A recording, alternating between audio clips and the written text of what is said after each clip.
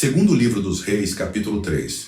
E Jorão, filho de Acabe, começou a reinar sobre Israel em Samaria, no 18º ano de Jeosafá, rei de Judá, e reinou 12 anos.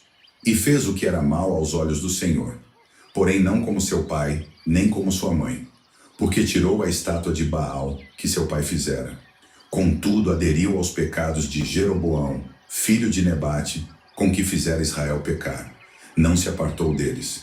Então Mesa, rei dos Moabitas, era criador de gado e pagava de tributo ao rei de Israel 100.000 cordeiros e 100.000 carneiros com a sua lã. Sucedeu, porém, que morrendo Acabe, o rei dos Moabitas se rebelou contra o rei de Israel. Por isso, o rei Jorão, ao mesmo tempo, saiu de Samaria e fez revista de todo Israel. E foi, e mandou dizer a Jeosafá, rei de Judá: o rei dos Moabitas se rebelou contra mim. Irás tu comigo à guerra contra os Moabitas? E disse ele: subirei, e eu serei como tu, o meu povo como o teu povo, e os meus cavalos como os teus cavalos. E ele disse: por que caminho subiremos? Então disse ele: pelo caminho do deserto de Edom.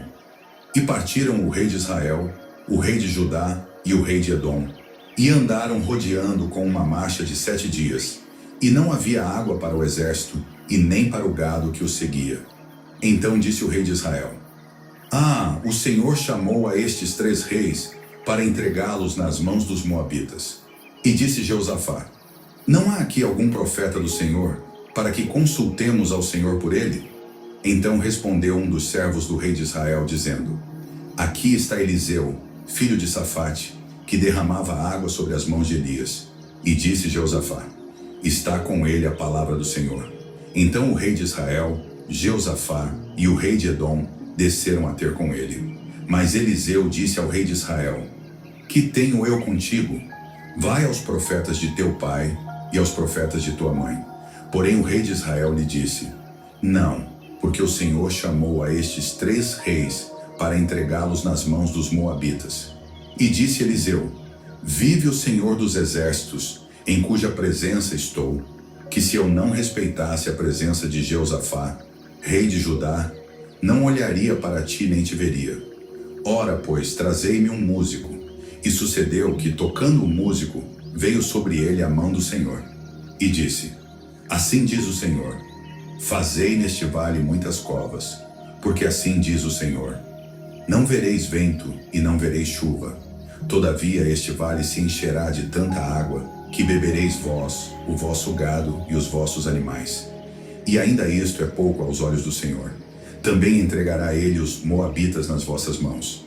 E ferireis a todas as cidades fortes, e a todas as cidades escolhidas, e todas as boas árvores cortareis, e entupireis todas as fontes de água, e danificareis com pedras todos os bons campos.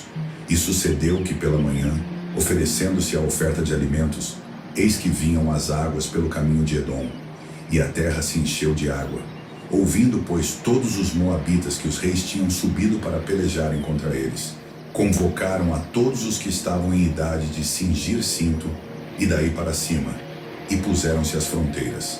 E, levantando-se de madrugada, e saindo o sol sobre as águas, viram os moabitas, defronte deles, as águas vermelhas como sangue.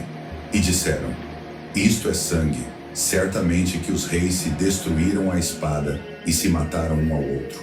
Agora, pois, apresa moabitas.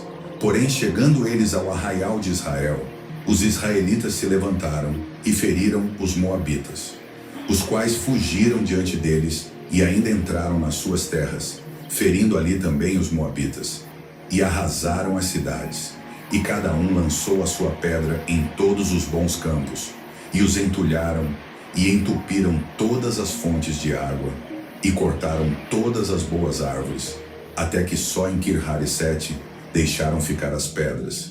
Mas os fundeiros a cercaram e a feriram.